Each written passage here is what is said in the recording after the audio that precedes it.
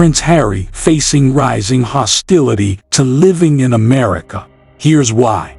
In 2020, Prince Harry and Meghan got a mortgage on their Montecito home and they began to build their life in America. Soon after, the Deranger faction became obsessed with the idea that Harry wouldn't be allowed to stay in America, that he would somehow be deported or forced to return back to the UK.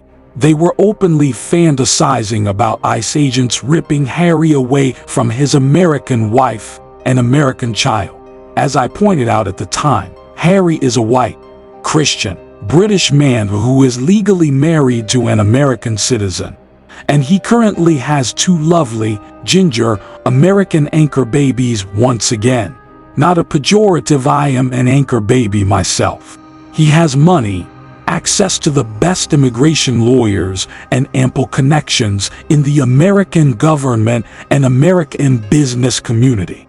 The American immigration system is FK'd up, but it's not so FK'd to the point where ICE will deport a white prince for smoking weed. Speaking of, that's the new Deranger fantasy, that Harry's admissions about his drug use will somehow invalidate his visa.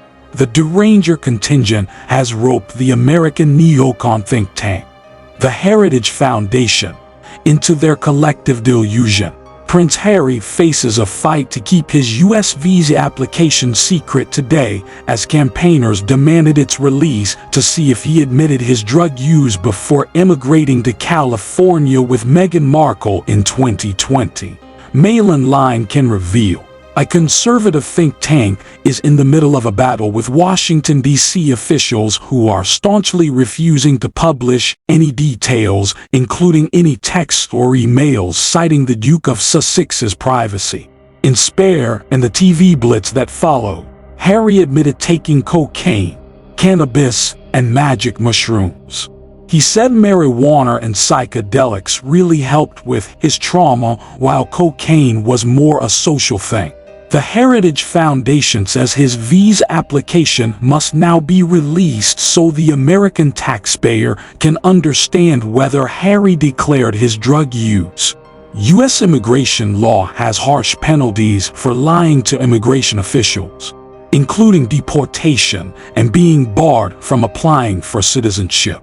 Mike Howell, director of the Heritage Foundation's Oversight Project, said, "This request is in the public interest in light of the potential revocation of Prince Harry's visa for illicit substance use and further questions regarding the prince's drug use and whether he was properly vetted before entering the United States.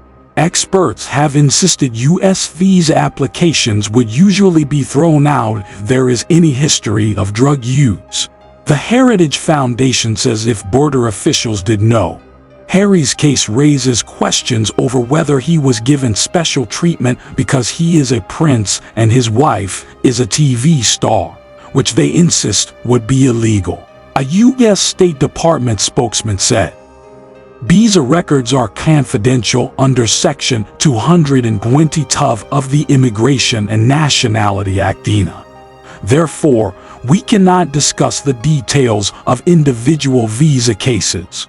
The thing is, there is some history of famous British nationals having trouble getting visas or green cards because of their history of drug use. For example, John Lennon. Lennon had a hell of a time immigrating to the US because he was actually arrested for possession in London. Harry has never been arrested, nor does he have a documented history of drug abuse." The U.S. Citizen and Immigration Service website had some helpful language about this, and from what I gather, writing about occasional drug use in one's memoir is not the same thing as having a documented history of drug abuse or drug arrests. Plus, again, Harry is married to an American. He's rich and he has access to the best immigration lawyers in the country. He will be fine. The Derangers trying to convince ICE to arrest, detain, and deport Harry, on the other hand. Some observers may have expected the couple's experience in America to be more positive. For a long time it was. though this has become more complicated during their time in California and particularly in the months since the publication of Spare. There has been a significant swing against the couple in U.S. polling. They are now significantly less popular in America than they were in Britain at the time they chose to leave. In January, Meghan was liked by 26% of Americans and disliked by 39%, giving her a net approval rating of -13, in polling done by Redfield and Wilton for Newsweek. By contrast, a majority of Brits like Meghan as late as November 2019, 2 months before they announced they were stepping down as working royals and moving to Canada. That data, collected by YouGov, showed 54% liked the Duchess and 34% disliked her, giving her a net approval rating of +20. Harry was liked by 31% and disliked by 38% of Americans in January, giving him a net approval rating of -7. This compares with the 72% of Brits who liked him and 21% who disliked him in November 2019, adding up to a net approval rating of +51. In addition, some American comedians have ridiculed Harry's memoir, including Jimmy Kimmel, Jimmy Fallon, Chris Rock, and Trevor Noah. The Heritage Foundation is successful in its campaign, and the result is the potential revocation of Prince Harry's visa. That would be a major milestone for the prince's critics on either side of the Atlantic.